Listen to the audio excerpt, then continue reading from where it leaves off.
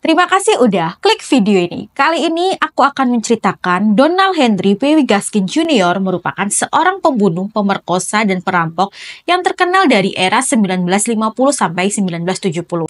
Atas perbuatannya, dia berulang kali keluar dan masuk penjara dan akhirnya dihukum mati setelah kejahatannya terungkap secara keseluruhan. Namun itu tidak menghentikannya untuk melakukan pembunuhan lagi. Gimana ceritanya? Langsung aja kita mulai. Tapi sebelum kita mulai, jangan lupa klik like, subscribe, dan aktifkan notifikasi untuk dukung channel ini.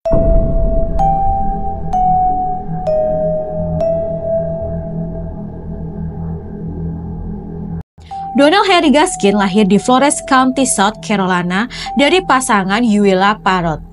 Dia adalah anak terakhir dan merupakan anak haram Parrott. Kehidupan awal Gaskin ditandai dengan banyaknya pengabaian dari ibunya dan pelecehan dari seorang kerabat laki-laki. Ibunya tampak tidak begitu peduli padanya sehingga pertama kali dia mengetahui nama pemberian Donald adalah ketika nama itu dibacakan dalam sidang pertamanya.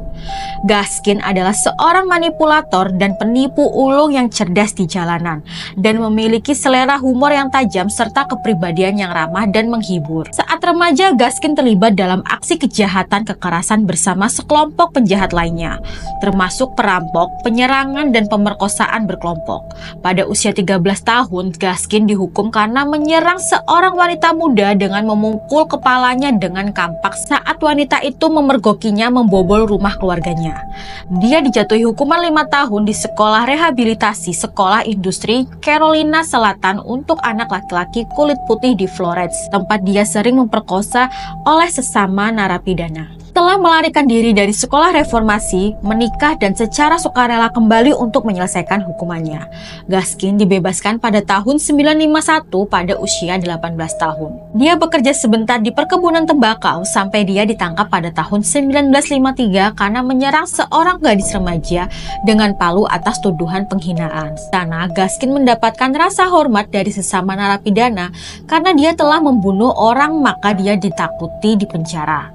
Dia melarikan diri dari penjara pada tahun 1955 dengan bersembunyi di belakang truk sampah dan melarikan diri ke Florida, di mana dia bekerja di karnaval keliling. Dia ditangkap lagi, ditahan, dan dibebaskan bersyarat pada bulan Agustus 1961. 2 tahun setelah pembebasan bersyaratnya, dia ditangkap karena pemerkosaan seorang gadis berusia 12 tahun, tetapi melarikan diri sambil menunggu hukuman. Lagi-lagi, dia dibebaskan bersyarat lagi pada bulan November 1968. Gaskin pindah ke kota Sumter, Carolina Selatan dan mulai bekerja di sebuah perusahaan atap. Gaskin mengatakan korban pembunuhan pertamanya adalah seorang wanita pirang yang menumpang kendaraan dan dia siksa dan bunuh pada bulan September 1969. Sebelum menenggelamkan tubuhnya di rawa, dia berkata bahwa dia menyiksa dan memutilasi korban-korbannya sambil berusaha agar mereka tetap hidup selama mungkin. Dia mengaku telah membunuh korban-korban ini dengan berbagai metode termasuk menusuk, mencekik, memutilasi, dan bahkan mengatakan bahwa dia memakamkan sebagian dari mereka. Gaskin kemudian mengaku telah membunuh 80 hingga 90 korban seperti itu. Meskipun pernyataan ini tidak pernah didukung oleh bukti. Pada bulan November 1970, Gaskin melakukan pembunuhan pertama dari serangkaian pembunuhan yang telah dikonfirmasi, terutama terhadap orang-orang yang dikenal dan dibunuhnya karena alasan pribadi. Korban pertamanya dikonfirmasi adalah keponakannya sendiri, Janice Kirby berusia 15 tahun dan temannya Patricia Ansbrook berusia 17 tahun. Yang keduanya dipukuli hingga tewas. Dia mengatakan bahwa dia sangat marah atas penyalahgunaan narkoba yang mereka lakukan. Sementara yang lain mengatakan bahwa dia mencoba melakukan kekerasan seksual terhadap mereka. Pada bulan Juni 1974, Gaskin menembak teman dan rekan kriminalnya John Sellers, usia 36 tahun, di bagian belakang kepala dan menikam hingga tewas mantan pacar Johnny, Jesse, usia 22 tahun, setelah Sellers meminta uang yang menjadi haknya dari hasil penjualan perahu curian. Gaskin juga terlibat dalam jaringan pencurian mobil. Jesse dibunuh pada waktu yang sama karena dia bisa saja memberitahu polisi tentang kegiatan kriminal Gaskin, termasuk pembunuhan pacarnya Johnny. Celeste Bartwell Yates, usia 45 tahun, dibunuh pada bulan Februari 1975 dengan cara digorok lehernya dalam sebuah skema pembunuhan bayaran. Gaskin dibayar 1.500 US dollar untuk membunuh Yates oleh mantan pacar Yates. Itu tadi adalah sebagian korban dari Gaskin. Penangkapan terakhir Gaskin pada 14 November 1975 ketika seorang rekan kriminal bernama Walter Neely mengaku kepada polisi bahwa dia mengetahui Gaskin membunuh Dennis Bellamy usia 28 tahun dan Johnny usia 15 tahun.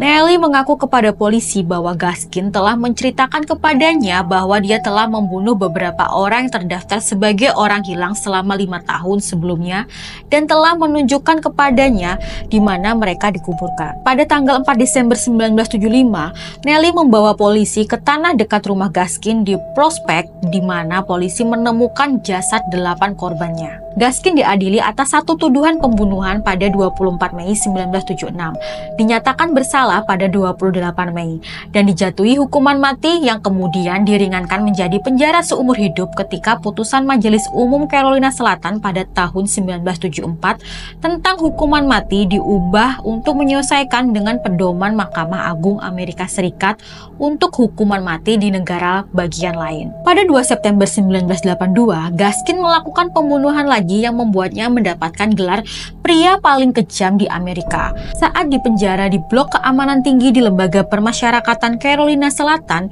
Gaskin membunuh seorang narapidana mati bernama Rudolph Tyner yang dijatuhi hukuman karena membunuh pasangan tua selama perampokan bersenjata yang gagal di toko mereka di Moores Inlet, Carolina Selatan. Gaskin disewa untuk melakukan pembunuhan ini oleh Tony Kimo, putra korban Tyner.